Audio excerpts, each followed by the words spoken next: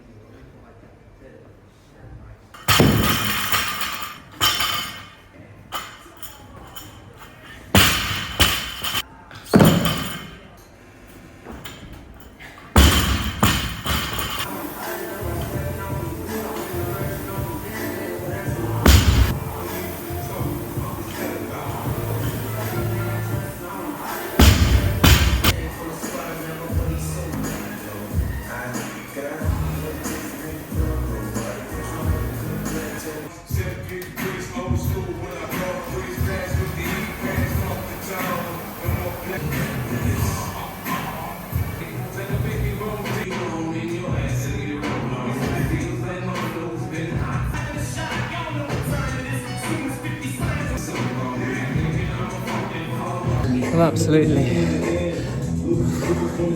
ruined. I can barely even speak. Those sleds. Oh, I need to practice them again. The lunges. I did 1,000-meter bike instead of 500-meter runs. Those last 50 meters of sleds was tasty. Now some back and tricep accessories.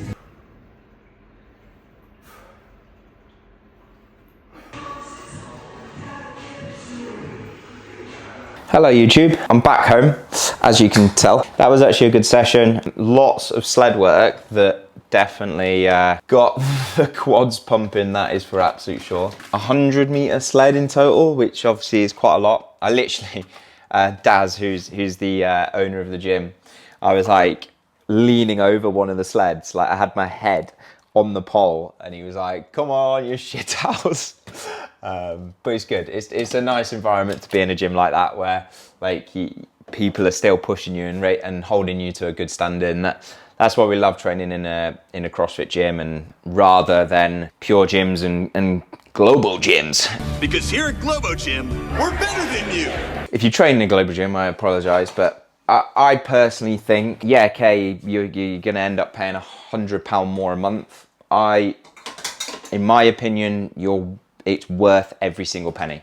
Like, you will enjoy your training so much more. You'll be involved in a community of like-minded people, and you'll actually then therefore get so much more out of the journey compared to going into a gym where everybody is in there to just put their headphones in and crack on with a workout, which, don't get me wrong, like, if that's your thing, that's your thing, right? But yeah, I just think there's so much more camaraderie in a gym like that, and we get so much more out of it. And it's like, if you want to be like the best version of yourself, you want to be strong, fit and healthy, like it's gonna be a big part of your day, right? So you don't want to resent that part of your day. So HYROX London tickets actually came out yesterday, which I managed to get a solo pro ticket.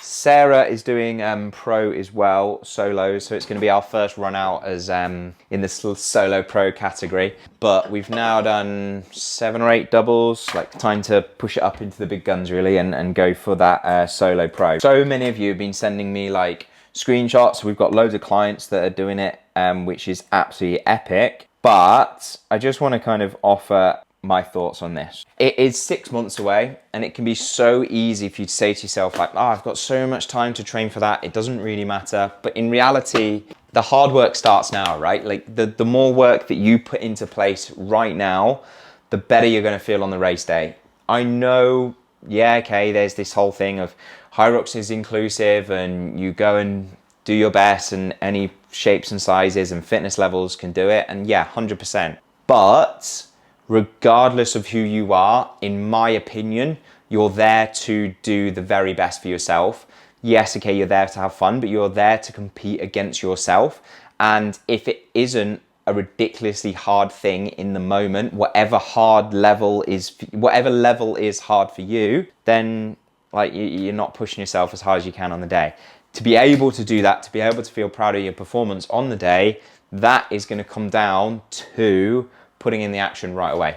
If you sit and go, oh, I've got 6 months, I don't need to do anything, all that's going to end up happening is you're going to be frustrated when you're on the start line. So I'm just going to make my breakfast here. Yeah, I just have the same breakfast pretty much all the time. The reason I have the same breakfast is because it ticks a lot of the boxes. A bit similar to what I said about pre-workout. Like, that is something that I know I perform really well from. I feel very well from.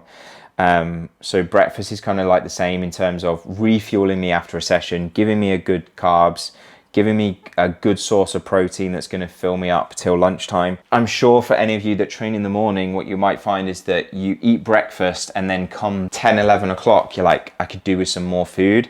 And that tells me, that's straight red flag, that your breakfast doesn't consist of A, enough protein, and B, enough volume. So like fruits. So I have 80 grams of frozen blueberries to just absolutely pack out the volume of my yogurt. So I'm gonna make this and crack on, and then catch up with you in a little while. Breakfast is served.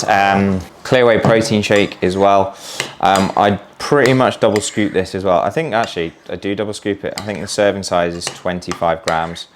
and I have like 50. Clear wheys, like not just for this, but they are going to be a little bit better from a calorie perspective compared to the regular wheys. I think it's like 102 calories per serving versus 120. So not massive, but it does add up, especially if you're having your shakes with milk. Clear wheys are always going to be with water. I just find them more refreshing, but the main reason I have them, and it's also to do with having isolate. I don't know why, about like 4 years ago, I just suddenly started digestively not having great reactions to whey protein, and it can be the same with even certain protein bars.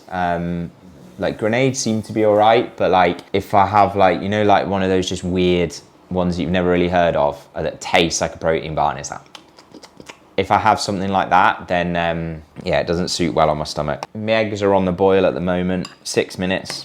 That is my breakfast. Fills me up, ticks loads of boxes, and it means that I'm not rummaging through the cupboards before lunchtime. Yes, team, so I've just been doing some work there, catching up with some legends of people. Basically, we're on a mentorship, and a couple of coaches that are on there. We sit down every Thursday and just kind of bash heads together, talk about our biggest problems right now, our biggest like challenges, and we all kind of work together to find solutions. It's a really like productive. Obviously, there's a lot of laughs in there. Like we have a good time as well.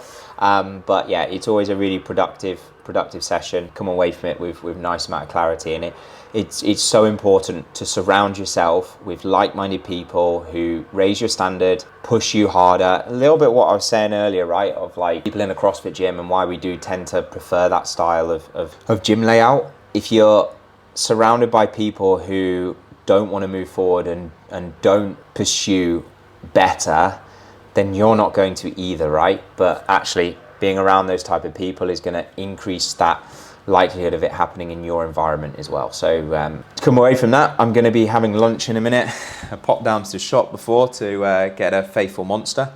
I need to get out of this routine, to be honest though, because I have 2 double espressos every day, and the problem is that there's a shop literally like 300 meters, 200 meters down the road, and it's just so easy for me to be like, I need a midday caffeine fix, and I'll just go and get a Monster instead of having another coffee. And I probably shouldn't do that, because I'm finding that at 9 o'clock at night at the moment, I'm not as tired as I usually am, and it just takes me a little bit longer to get to sleep. And that's probably why, and I should probably start doing that. But at the same time, I just caffeine. I just love caffeine. But also like the stimulant of like focus and getting like dialed in, I notice that so much when I'm having caffeine. So it's good for you. What am I going to do now? I need to not edit, but just write up tomorrow's piece of content, and then also just record for next week. I'm going to probably have some lunch in about 10 to 15 minutes once I've finished this next like little bit of work, but I just thought I'd drop in with you guys, and I'll catch you up while I'm making lunch, because I'll talk you through what it is I'm having, which is going to be a chicken salad pitta. I'm going to show you quickly what I have, and then I've got not really much more to show you than that.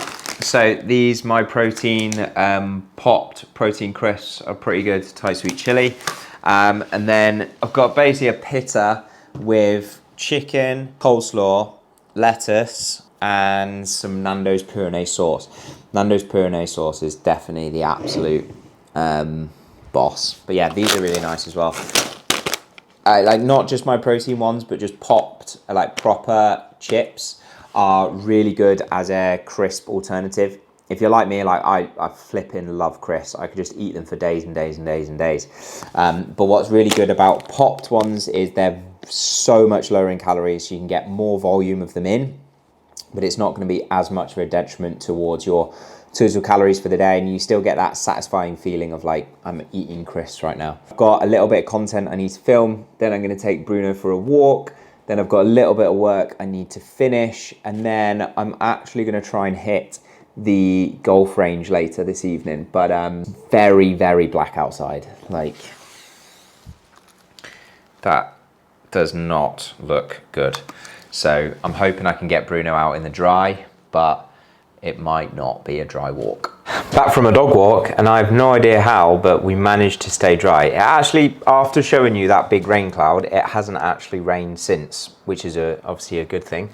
But yeah, so I've just come home. I've eaten a protein yogurt and a protein bar, my protein wafers, which are absolutely amazing. Anything my protein, make sure to use Sarah LFIT10 for 10% off. And yeah, so I'm now done for the day, and I'm gonna go down to the Trafford Centre and knock some balls about. I'm gonna do that, and then I'll show you what I have for tea, and that will really be that for the day. I'll kind of wrap things up, show you what I eat for tea, a little chicken, potatoes, and then a popcorn bowl to see the day out. So I'll catch you in a little second.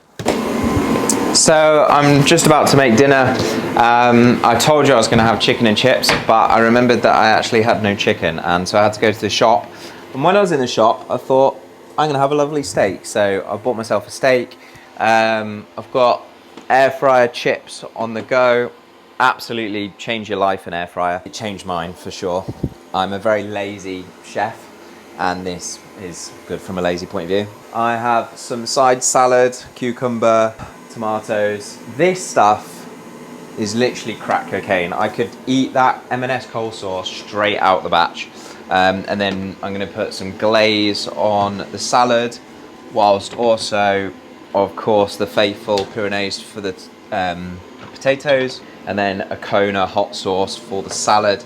I'm a hot sauce kind of guy. This is the one really. I used to, back in the day, for the OGs in this, I used to be obsessed with sriracha sauce, but I actually came to a point where I found it too sweet and it wasn't spicy enough. So I actually outspiced sriracha, and now I'm not actually much of a fan of it, but this stuff is the real deal. And then for pudding, I'll have a bag of popcorn, I'll have some dates. These are amazing, by the way, these are sensational. There's one left, but I feel like I need to leave it for Sarah. Milk chocolate orange biscuits from M&S. Oh, they are amazing. And then I will sprinkle in some, oh, let me open it the right way, chocolate raisins, and that will be my little snack for the end of day. And that's, I'm gonna love you and leave you. Get on the sofa and probably watch some golf. I've been watching loads of golf at the moment. I'm just trying to get so much more into it again. Like, I used to absolutely love it as a kid. I used to play it all the time, like all the time. I just love that feeling of playing golf and playing well, and I just want to replicate that more consistency. The last round I played was like one of the best rounds I've had for a long time. So that was just why I went to the range, just work on a few things. I've got a slice that I can't, I know what I'm doing, I just need to work on it. So yeah, I'm working on that slice. If anyone's got any tips in the comments, you know where to find me. But yeah, can't beat a good game of golf. But anyway, I'm rambling, so I hope you enjoyed the video. If you've got any questions around health, fitness, golf, drop them down below. And so many of you are not subscribed to this channel. What are you doing with your lives? Why aren't you subscribed? So yeah, we'll catch you very, very soon. I'll see you in the next one. Good night.